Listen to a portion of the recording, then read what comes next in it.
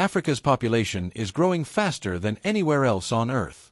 In 1950, the continent had about 230 million people. Today, it's over 1.5 billion, and by the end of this century, it could approach 4 billion. Africa's population boom is one of the most significant demographic shifts of the 21st century. While Europe and East Asia are shrinking, Africa is expanding, driven by high birth rates, improving healthcare, and a young population moving rapidly into cities. This trend brings enormous potential and serious challenges. It could create the world's largest workforce, or it could overwhelm education systems, job markets, and infrastructure. In this video, we'll break down what's driving the growth, what it means for Africa's future, and how it could transform the world in the decades ahead.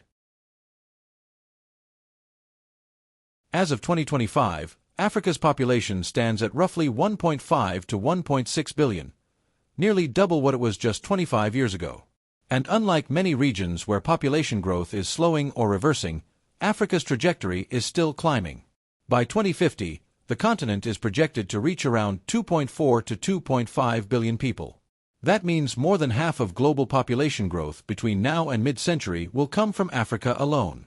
The main driver is fertility. The average woman on the continent has about 4.1 children, though the range is wide. Some Central African countries average 5 or more children per woman, while parts of Southern Africa are closer to 2.5. But here's the key: even as fertility gradually declines, Africa's population will continue to grow because of its age structure. The median age is about 19, the youngest in the world.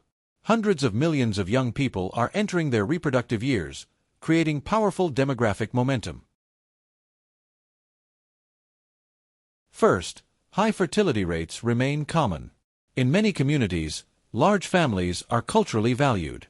In others, children play a practical role in household labor, farming, or supporting elders. Second, child mortality has fallen sharply.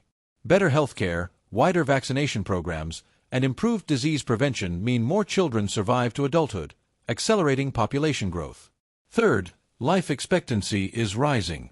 Access to clean water, sanitation, and medical treatment has expanded, meaning people live longer and contribute to a larger total population.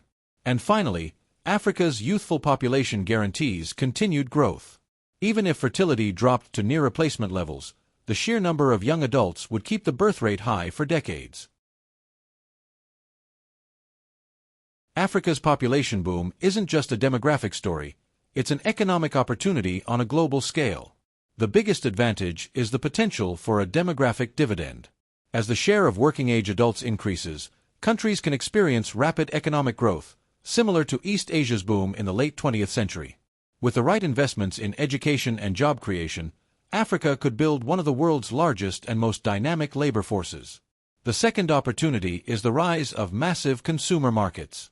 More people means greater demand for housing, transportation, food, technology, and services. By 2030, Africa's consumer and business spending could reach the trillions. Urbanization is another major force. Some of the world's fastest-growing cities are in Africa. As millions move to urban centers, hubs of innovation and entrepreneurship are emerging, from fintech in Lagos and Nairobi to creative industries in Accra, Kigali, and Johannesburg. And finally, a larger population increases Africa's global influence. Big markets, a huge workforce, and expanding political weight mean African countries will play an increasingly central role in global trade, diplomacy, and international institutions. But this population boom also creates major challenges. The first is jobs.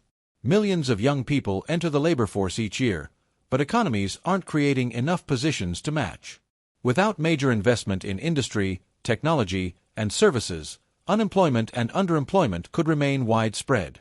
Second, education systems are under intense pressure. Many schools are already overcrowded. Growing populations mean the need for more teachers, more resources, and better facilities. Without stronger education systems, the demographic dividend could be lost. Third, healthcare infrastructure must expand. More people need more clinics, more trained medical workers, and greater access to medicines. Without investment, healthcare systems may struggle to keep pace with demand. Urbanization also brings difficulties. Cities are growing faster than their infrastructure. Housing shortages, overcrowded transport, unreliable electricity, and limited access to clean water could worsen if growth isn't managed. Environmental pressures are rising too. More people means more demand for land, food, and water. Combined with climate change, this can lead to resource shortages, displacement, and competition for agricultural space. And finally, there's the challenge of governance. Rapid growth strains public institutions.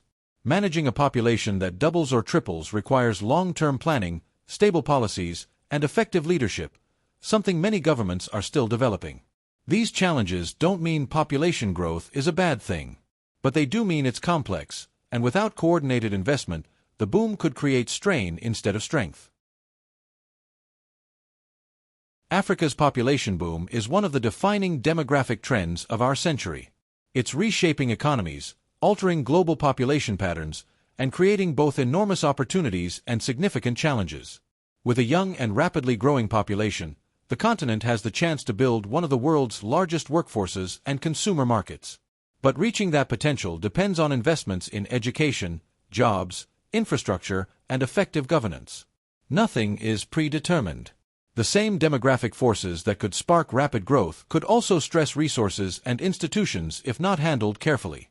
What's clear is this: Africa will play a far larger role in the world's future, economically, politically, and culturally.